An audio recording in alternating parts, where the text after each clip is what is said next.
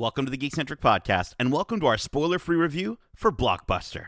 Look, there's no easy way to say this. 7 more Blockbusters just closed, and you're officially the last one on Earth.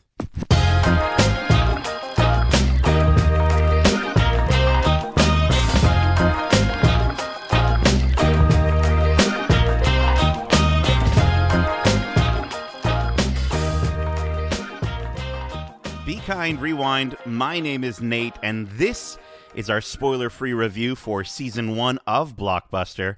Special thanks to our friends at Netflix Canada for giving us the opportunity to watch this season early for review.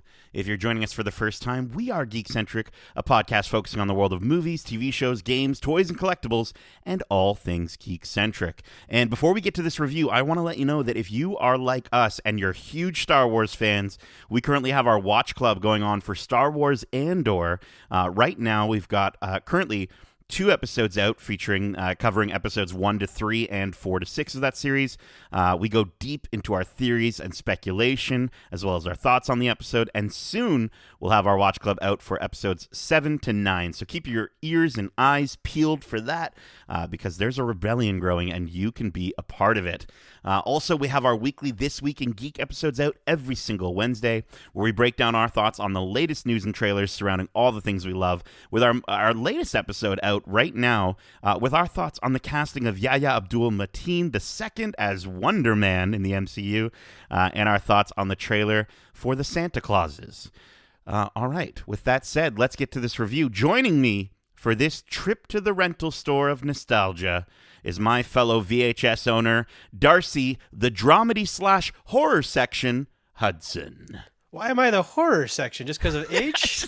Just because of age, yeah. I couldn't think of another genre. Yeah, the more Kevin section is horror, I think, and even that's a stretch. That's true. Yeah, he might, he might create the horror, but he doesn't love to experience it. No, that's for sure. No, I'm in that same boat. Yeah, Darcy. Before we get into our thoughts on this this series, I know we've discussed this before, but I want to know: did you have any? What was like maybe one of your fondest memories of going to Blockbuster? Well, Blockbuster for me, I think we mentioned it during the trailer time when we were talking about our memories and stuff, but it was where I went for N64 games and video game rentals. That was the video game rental place for me. So I remember going over there. It was, like you said, we'd go over before a sleepover and pick out the game that we'd spend the next 8 hours straight playing once we got home. So that was my memory, is just the games and walking down that aisle, and then of course picking up the one box of candy for that sleepover. So it happened so many times, they all blend together. And I remember it's funny because now I still get this feeling, but I've bought the game, so it feels even worse. But feeling so gutted when you would get home and you put the game in and you're like, this is not as good as I thought it was going to be. And then you're like, I'm stuck with this for the next at least week. Yeah, but at the same time, I'm like, well, I'm glad I'm only renting this, because exactly. It could have been a lot worse had I put more of my parents' money into it and not touched it at all. Yeah, and now it's like, oh, I just spent $80 on this and I can't get it back because it's a digital copy. And yeah, brutal. For myself, I have to go with, the midnight game releases were always really fun. I think that was kind of some of the last of the midnight game releases were my time at Blockbuster. I think for Halo is where I experienced that. But also just browsing the aisle of my, of all the different aisles going up and down, and just kind of like looking at all the different movies and games. My favorite memory of all time, though, printing out pictures of my Pokemon from Pokemon Snap. That was one of the coolest things that Blockbuster ever did in the late 90s. And I wish I still had they're like little postage stamp sized pictures. They were never that good, but I'll be damned if I didn't feel like a professional Pokemon photographer, walking in and being like, other people looking like, what is that? What is going on? I'm like, oh, I'm just printing off my pictures. Look, I actually got a picture of this Pikachu or whatever. This is right after I knocked that Charmander into the pool of lava so that he'd evolve, just torturing Pokemon. Yeah, absolutely. Yeah, it's like, dude, I actually got a picture of Snorlax awake, okay? You don't understand how much I went through to do this. So, all right, well, let me get to the synopsis for this show. Timmy Yoon is an analog dreamer living in a 5G world, and after learning he is operating the last Blockbuster video in America, Timmy and his staff employees, including his longtime crush Eliza, fight to stay relevant. The only way to succeed is to remind their community that they provide something big corporations can't: human connection. Blockbuster stars Randall Park, Melissa Fumero, Madeline Arthur, J.B. Smoove, Olga Merediz, Tyler Alvarez, Kamia Fairburn, and Keegan Connor Tracy, and is created by Vanessa Ramos. The series is out on Netflix as of right now, if you're listening to this on the day of release, November 3rd. Darcy, I know you were telling me that you enjoyed the show prior to us recording as you were sort of starting to get into it.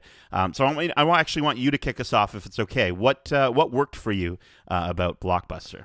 Well, like I said in our trailer reaction, what drew me in and had me kind of more excited for this show was the cast of quirky characters. And I feel like they really delivered on the most part for these characters and the recurring, storylines and jokes they have going. Again, Randall Park and Melissa Fumero are amazing. And I feel like they really carry this show, which seems to be the intent, as they are the main characters that we're following. And again, it's more than just working at a rental store. It really is about the lives of the people who work there, and I can see going forward how they can expand upon that through the visage of a rental video store.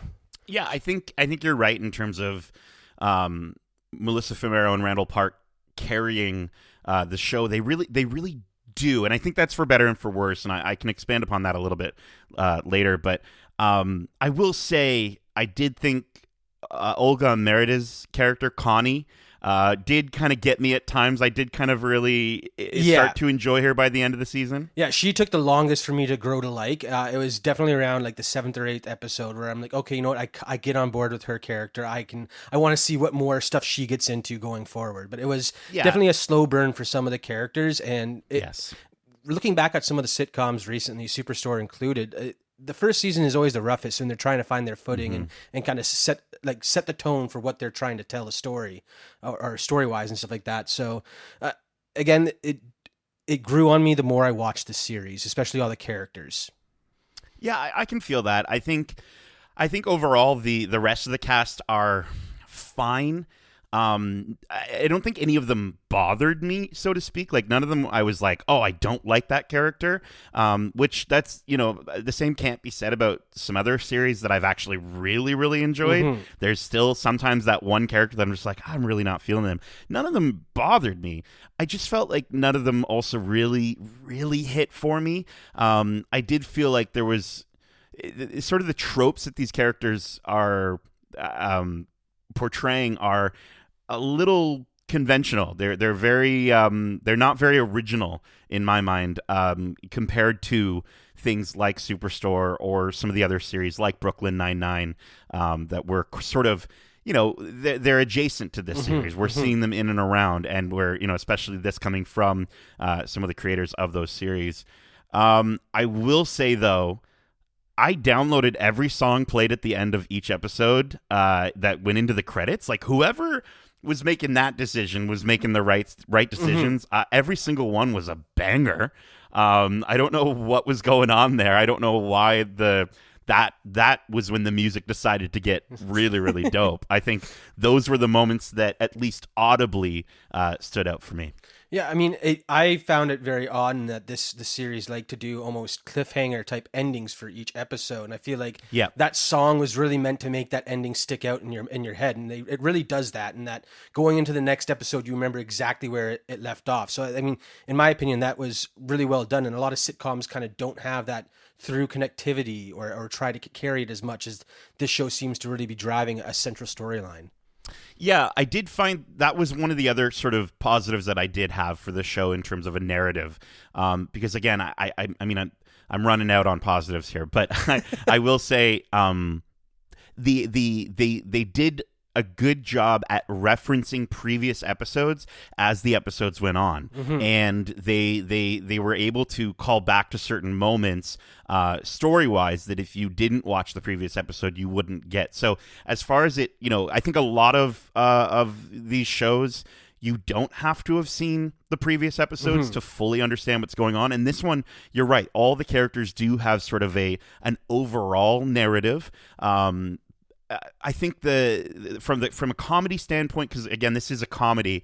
There are a couple running gags in this show that actually did work for me.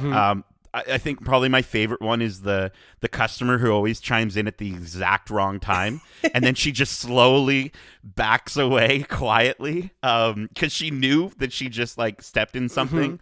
I enjoyed her quite a bit. One of my favorite recurring jokes or spots is just the news anchors every week. Always on vacation. Always on vacation, and for something about that just made me smile every time the new person is saying, "Oh, I'm in for this." Who is on vacation, and the next one is kind of just continuing that joke. That to me, those little jokes are what make me smile, and this show has enough of them that I look forward to more stories and more random recurring characters.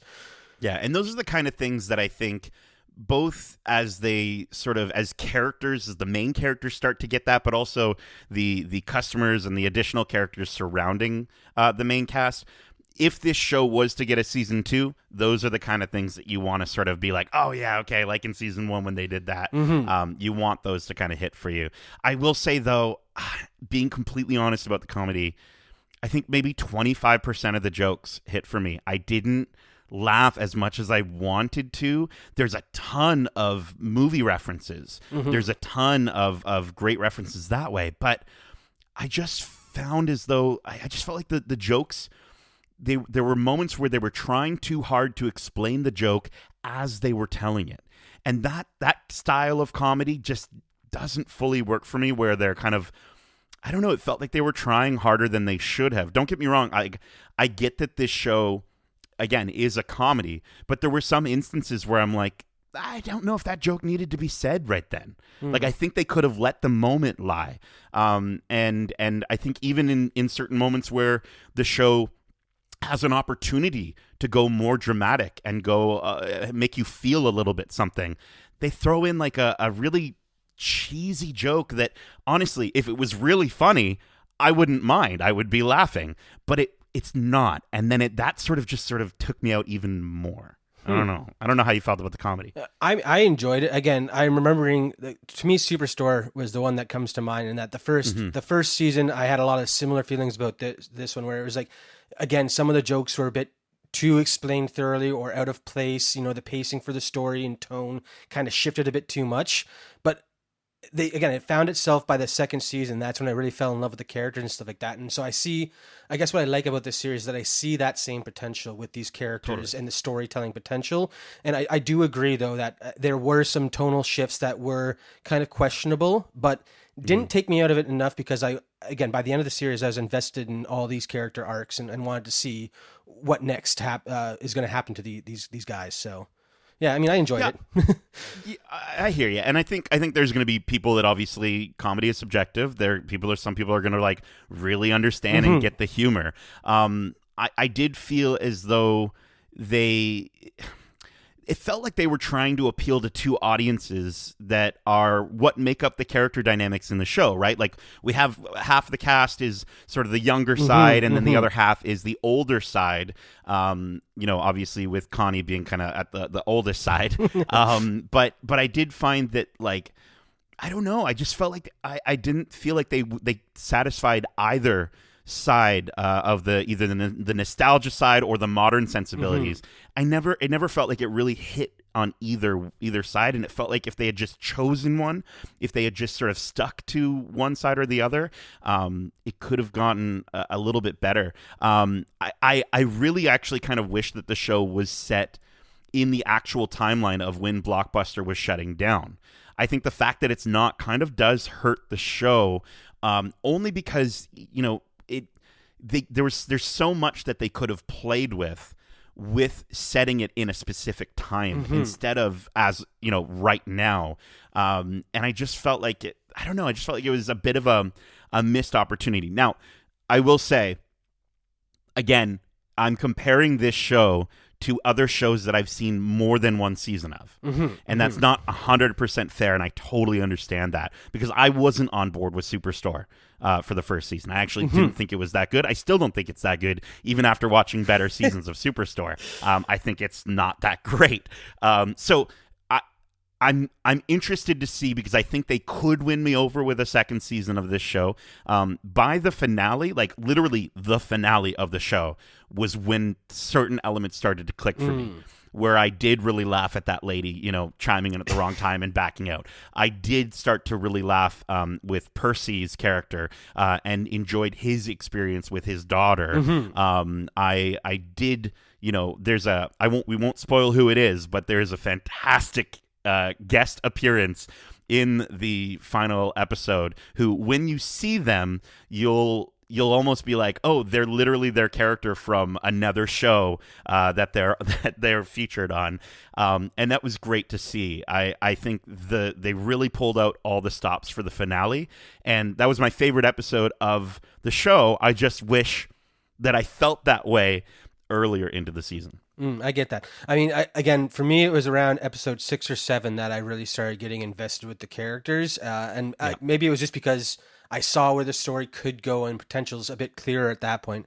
But again, some of these sitcoms, again, I keep going back to Superstore because it's the one that I was keep remembering when watching this series, and it was that it took time to grow, and I feel like I'm going to keep saying that I see a lot of potential, and I hope that we do get to explore more of these stories.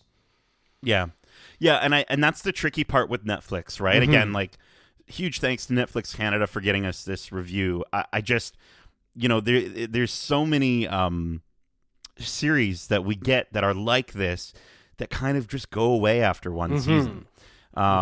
So I do hope that the show does get more episodes, because I do think that, like, this cast, honestly, they're fantastic. I just don't think they've found the secret sauce that makes this series work for everyone, but I can see them getting there. Again, the people behind this series, they know what they're doing.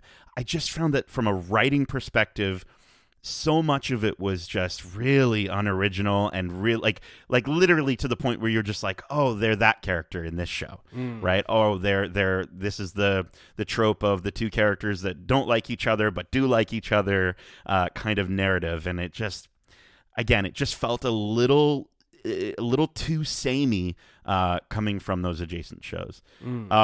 Let's get to our final thoughts, which we're going to be rating on a scale of 1 to 5 late fees. Darcy, I'll get you to kick us off. Like I said, I see a lot of potential for this show, and so that's probably where my score is going to be coming from. And the characters, again, are so endearing. I know you're saying they do feel like they're rehashes, but at the same time, that those are staples across a lot of sitcoms, and I'm okay with rehashing them, because I feel like with the second season that we would see some of that personality brought to these stereotypical sitcom characters. So I have a lot of hope. And again, the relationships that they were building between the cast, like you said, with J.B. Smoove's character and his daughter, between Melissa Fumero and Randall Park's characters, and then even between the two young kids and their platonic friendship and how they're there supporting each other the entire time. I really enjoy all that. Again, where the show, series kind of suffers, in my opinion, is that the tonal shifts that they kind of do and fail to stick the joke in the wrong spot, kind of. So that's going to be bringing it down. But again, based on the potential alone and the fact that these characters, again, by the end of the series, I liked every single main character and I want to know more. I'm going to have to give this show a solid 4 out of 5 late fees, just because, again, I want to see more, and I hope people, you know, will take the time to grow with these characters so that by the end of episode 10, you're wanting to see more just as much as I am. Yeah. I do want to see more. I think overall, I really, really, really wanted to enjoy this show. I think if you go back and listen to our trailer time, you'll hear that I was excited for it. And I just think it's as far as this first season goes, it's too close to other better shows that it's emulating, and I couldn't separate my mind from those shows every time a joke didn't land or a narrative aspect of one of these characters came up that I'd seen too many times before. I actually think the idea of you know, a lot of people give a lot of shows guff for playing the nostalgia play, but I think this is the one that it should have a little bit more. I think it could have actually really helped catering to the audience that loves Blockbuster. You know, make more jokes about things that happened during the Blockbuster, you know, phase. Like, you know, there's a great gag about like a store display setup in this. But you know what, like, maybe you don't have the ability to bring Pokemon into it, but do something like that. Like, have like a printout station that a bunch of, like, you know, geeky kids are running up to, or, you know, just kind of finding different ways to have sort of cater towards that audience that are watching Blockbuster. Yes, I get it. I want to see characters grow and develop. It's not just about the fact that they're at a Blockbuster, but also they're at a Blockbuster. So give me Blockbuster related jokes a little bit more. I think could have really helped. I dig the cast a lot. I think Melissa Fumero and Randall Park have really great chemistry. And by the end of episode 10, I was just starting to actually enjoy their characters and enjoy the additional characters and their quirks, even if they aren't, as I said, very original for me. I'm hoping people listen to you, Darcy, more than me and actually choose to watch it, because based on my experience with the finale alone, I really would be willing to check out a season 2. If they can shake off the awkward try-hard jokes and just give us characters that we can be more invested in. But for now, I'm a little lower on it. I'm going to be giving Blockbuster a 3 out of 5 late fees. Well, that is it. We hope you enjoyed this spoiler-free review for Blockbuster. And if you did, make sure to subscribe to us wherever you like to listen to podcasts. And if you want to write into the show with your thoughts on this series or any of the movies or shows we cover, well, I'm going to squeeze you through this little slot over to Darcy to let you know how you can reach us. Well, they can always reach us at wearegeekcentric@gmail.com. That's wearegeekcentric@gmail.com. Or if you feel like you've gotten some stale candy and don't want to risk biting into it again, you can always reach us over on Instagram at wearegeekcentric or on Twitter at geekcentricyt. Yeah, dude. Like, that would probably be the worst thing too. Like, not only did you come home and your rentals, your game that you rented is terrible, but now you got some stale candy in front of you, dude. Breaking your teeth. Not fun. Sounds like a bad idea. A bad time. Not a good time. Keep in mind, we have a ton of other episodes covering the latest and greatest movies and shows out now, like our recent spoiler-free reviews for Tales of the Jedi, Clerks 3, Black Adam, Wendell and Wild. And if you want to get your spooky on, maybe, you know, it's Halloween is long over, but you're still like, I really miss the Halloween feeling, and you want to know what to watch? Well, listen, we also have our spoiler-free and filled reviews for Werewolf by Night and our spoiler-free review for Hocus Pocus 2. And we have a ton of interviews, like our upcoming interview with some of the cast from the upcoming Black Panther Wakanda Forever. Also, our spoiler-free thoughts for Black Panther Wakanda Forever we have our sort of our initial thoughts on our socials, but our full review will be out on November 8th at 12 p.m. Eastern, and we'll be doing a separate episode covering our spoiler-filled discussion shortly after the movie comes out on November 11th. So subscribe both here and on YouTube at youtube.com/geekcentric, and on your podcast service of choice or whatever, so that you don't miss anything. Darcy, thank you so much for joining me for this review. And as we say, love ya. Laters.